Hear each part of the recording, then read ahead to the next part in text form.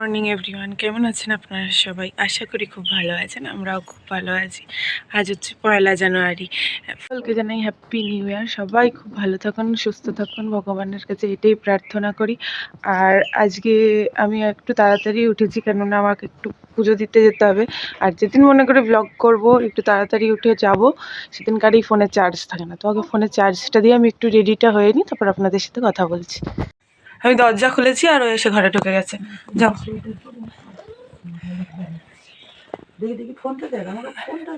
না, ফোন দেখতে হবে না। না। আর এই শীতকালে চান করাটাই ভীষণ ভয়ঙ্কর একটা ব্যাপার। আর কিন্তু চান তো করতেই হবে, যেহেতু পুজো দিতে যাব। আপনাদের সাথে একটু পরে কথা বলছি, ফোনটা একটু চার্জ দিয়ে নিই। মোটামুটি রেডি যাওয়ার জন্যে, আর আমার বান্ধবী যাবে আমার সাথে। তো ওকে আমি বলেছি যে তুই আয়, আর অটোয় একটা সিট রাখবি আমার জন্য। আমি যাচ্ছি, বেরাচ্ছি এবার। তো ঠিক আছে, চলুন বেরিয়ে আপনাদের সাথে আবার কথা হচ্ছে। রেডি হয়ে বেরিয়ে গেছি, আর এই রোদে এসে দাঁড়ালাম। এখনো অটোটা আসেনি, আর এই পুচকিগুলো এখনো ঘুমাচ্ছে এখানে। তো চলুন।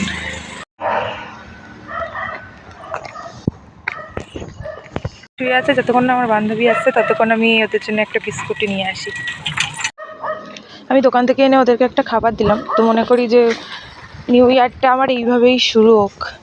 এর থেকে ভালো আমার নিউ ইয়ারের শুরু হতেই পারে না কিছু। তারপরেই অটোটা এসে গেছিলো, আর আমরা অটোয় উঠে মন্দিরের কাছাকাছি চলে এসেছি। আর ফল মিষ্টি কিছুই কেনা হয়নি। তো মন্দিরের সামনেই অনেক দোকান আছে, সেখান থেকেই মিষ্টি আর ধূপ মোমবাতি নিয়ে নিলাম। আর এখানে ফুল নিয়ে যাওয়া অ্যালাউ আছে, কিন্তু ফুল নিয়ে গেলেও আপনি ঠাকুরকে পড়াতে পারবেন না বা ঠাকুরের কাছে দিতে পারবেন না, আপনাকে নিচে রেখে যেতে হবে। তার জন্য আমি আর কোনো ফুলের মালা নিয়ে যাইনি। আর এই জায়গাটা দিয়ে মন্দিরের ঢোকার গেটটা, আর ঢুকেই বাঁদিকে খুব সুন্দর একটা ফোয়ারা আছে, বেশ সুন্দর লাগে ফোয়ারাটা দেখতে। আর এখানে জুতো রাখার জায়গা, জুতোগুলো এখানেই রাখতে হয়, এই ফ্রিতেই, এটার জন্য কোনো টাকা লাগে না। আর এখানে আমরা জুতোটা রেখে একটা টোকেন দেয়, সেই টোকেনটা নিয়ে তার পাশেই কল আছে, সেখান থেকে গিয়ে হাতটা ভালো করে ধুয়ে নিলাম।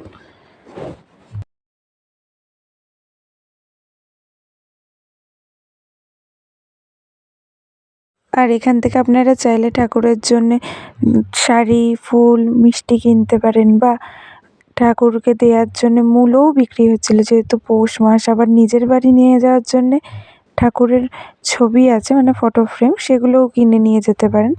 আর এখান থেকে আসলে মন্দিরের ভিতরে ঢুকতে হয়। তারপর আমি মন্দিরের ভিতর ঢুকে আর একটা ঝুড়ি নিয়ে নিয়েছিলাম, নয়তো রেখে পুজো দিতে প্রবলেম হয়। আর তারপরেই আমাদের লাইনও এসে গেছিলো, তাই জলদি করে লাইন দিয়ে উঠে আর ভেতরে চলে এলাম। আর এই মুখটা দেখলেই আমার একটা অদ্ভুত রকমের শান্তি আসে মনে। কিন্তু আমি তো তখনও জানতাম না যে এরপর আমার সাথে কী ঘটতে চলেছে। তাই ওনাকে ভালো করে দর্শন করে খুব ভালো মতনভাবেই পুজো দিয়ে আর আস্তে আস্তে বেরিয়ে এসছিলাম।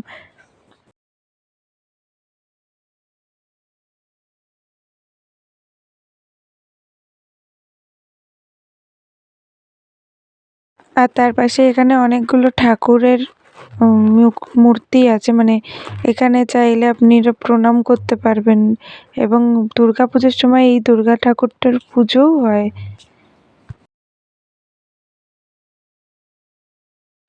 আর এটা হচ্ছে রত্নবেদী মন্দির। এখানেই, এই মন্দিরের যিনি প্রতিষ্ঠাতা, উনি বসে ধ্যান করতেন, এবং এখানেই আদেশ পেয়েছিলেন ধ্যান করার সময় মন্দির প্রতিষ্ঠা করার। তার জন্যেই এই জায়গাটাতেই পুজো করে সমস্ত মোমবাতি, ধূপ এখানেই দেওয়ার নিয়ম। ভেতরে ধূপ মোমবাতি দেয় না।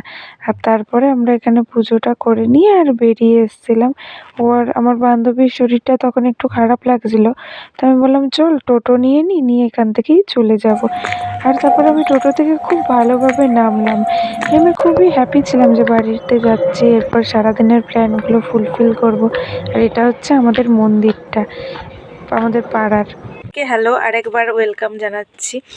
কারণ যতদূর অবধি এর আগে আপনারা ভিডিওটা দেখলেন, ততটা আমার 1 জানুয়ারির দিন শ্যুট করা। আর আজকে হচ্ছে 4 জানুয়ারি। আজকে আমি আবার ভিডিওটা শ্যুট করছি।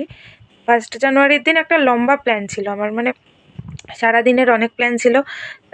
ঘুরতে যাওয়ার প্ল্যান ছিল, রান্না করে খাওয়ার প্ল্যান ছিল, নিজে রান্না করার প্ল্যান ছিল, কিন্তু যতদূর আপনারা দেখেছেন ভিডিওতে ততদূর অবধি সব ঠিক ছিল। আমি ভ্লগ কন্টিনিউ করেছি এবং খুব আনন্দের সাথেই করেছি, যেটা আপনারা আমার চোখ মুখ দেখলেই বুঝতে পারবেন। এবার আমার সাথে যে ঘটনাটা ঘটেছে সেটা হচ্ছে, হয়তো ঘটনাটা এমন কিছুই না, তবে ওই জিনিসটা আমার কাছে বড্ড বেশি প্রিয় ছিল, কারণ এই বছর জন্মদিনে ওটা আমার মা আমার মানে আমাকে গিফট করেছিল 18 বছরের জন্মদিনে। সেটা হচ্ছে আমার পায়ে রূপোর নুপুর ছিল দুটো, মানে এক জোড়া, দু পায়ে দুটো ছিল। তো নুপুরটা আমার পায়ে ঠিকই ছিল। আমি যখন টোটো একটা বুক করেছিলাম, উবারের টোটো, সেটা করে আমরা বাড়ি আসবো, আমার বান্ধবীর একটু শরীরটা খারাপ লাগছিলো, আমি বললাম তাহলে চ উবেরে করেই বাড়ি চলে যাই, টোটো করে, উবের টোটোতে। তো বললো যে ঠিক আছে। তো ওখান থেকে টোটোয় উঠলাম। টোটোয় উঠে যখন আমি বসেছি তখন আমার পায়ে কিন্তু নুপুরটা ছিল। সারা রাস্তা এসছি, এসে আমি আমার বাড়ির সামনে নেমেছি, মানে এখান থেকে ওই যে মন্দিরটা দেখালাম আপনাদের, তার কিছুটা ওপারে আর কি নেমেছি। নামার পরে সব কিছু ঠিক ছিল। আমি এখানে এসে, আমাদের একটা এখানে ছোটো বাচ্চা আছে, সে আমাকে ডাকছে যে ও দিয়া দিদি কোথায় গেছিলে, কোথায় গেছিলে? তা আমি ওর সাথে দাঁড়িয়ে একটু কথা বললাম যে এই তো বাবু পুজো দিতে গেছিলাম, ফিরলাম। তখনও আমি প্রচণ্ড আনন্দে ছিলাম, ওকে প্রসাদ দিলাম, দিয়ে আমি বাড়ির দিকে এলাম। আসার পর আমি ঘরে ঢুকেছি এবং নুপুর দুটো বেশ ভারী ছিল। আমার পায়ে মনে হচ্ছে যে, মানে নুপুরটা থাকলে তো বোঝা যায়, খানিকক্ষণ পর মনে হলো যে বাঁ পায়ে আমার নুপুরটা নেই। আমার সন্দেহ হতেই আমি মানে জামাটা তুলে দেখছি, হ্যাঁ সত্যিই বাঁ পায়ের নুপুরটা নেই, পাটা তার জন্যই লাগছে, হালকা লাগছে। সাথে সাথে আমি বাড়ি থেকে বেরিয়ে গেলাম, যেটুকু আমি হেঁটে এসেছি, যেটুকু রাস্তা সেটুকুর মধ্যে খুঁজলাম।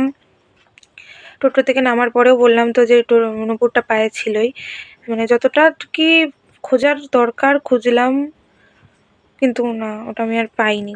জিনিসটা হয়তো হ্যাঁ খুব দামি নয়, আপনারা হয়তো ভাববেন যে এটার জন্য এত মন খারাপ করার মতন কী আছে। তো এটা আমার মা আমাকে গিফট করেছিল জন্মদিনে, তার জন্য এটা আমার কাছে অনেক দামি ছিল, মানে প্রচুর দামি, যেটা হয়তো পরে অনেক দামি কিছু জিনিস কিনলেও তার নেই যে কষ্টটা, সেটা আমি হয়তো মেকআপ করতে পারবো না। আর ফার্স্ট কথা, আর সেকেন্ড হচ্ছে যে চেষ্টা করছিলাম যে ব্লগটা কন্টিনিউ করার, এবং আমি কিন্তু পুরো রাস্তায় আমার কোনো অসুবিধা হয়নি, আমি নিশ্চিন্ত বাড়ি ফিরেছি, সব ঠিক ছিল, সব কিছু ঠিক ছিল। কিন্তু নিজের পাড়ায় এসেই যখন বুঝলাম যে এই তো এইবার বাড়ি ঢুকে যাব, বাড়ি ঢুকে যাওয়ার পর নিজের প্ল্যানগুলো একটা একটা করে শুরু করব, ঠিক সেই টাইমেই ঘটনাটা ঘটলো, জিনিসটা হারিয়ে গেলাম। তো সারাদিন আমার, বুঝতেই পারছেন আমি এখনই আমার এত মন খারাপ, তাহলে সেদিন কী ছিল, আমার ওপর কী অবস্থাটা ছিল। বাবা বললো আমাকে তবু যে খুঁজিস না, যা হওয়ার হয়ে গেছে, ওটা কোনো ব্যাপার না। কিন্তু আমি নিজেকে কন্ট্রোল করতে পারছিলাম না, কেঁদেওছি, খুব কষ্টও পেয়েছি। কিন্তু বিকেলে একটা দিদির সাথে আমার কথা হচ্ছিল ওই জিনিসটা হারানো নিয়েই, যে সে বলল যে মানুষ হারিয়ে যাওয়ার থেকে জিনিস হারানো ভালো, হয়তো ভগবান যা করেছে ভালোর জন্যই করেছে, তোর হয়তো আরও বড় কোনো ক্ষতি হতে পারতো, সেটা এইটুকুর ওপর দিয়ে গেছে। তো ভাবলাম যে হ্যাঁ হয়তো তাই, ঠিক আছে, যা হয়েছে হয়ে গেছে, সেটা তো আর চাইলেও আমি ফেরত আনতে পারবো না, কিন্তু আমি তো জানি আমার কী কষ্ট হচ্ছে।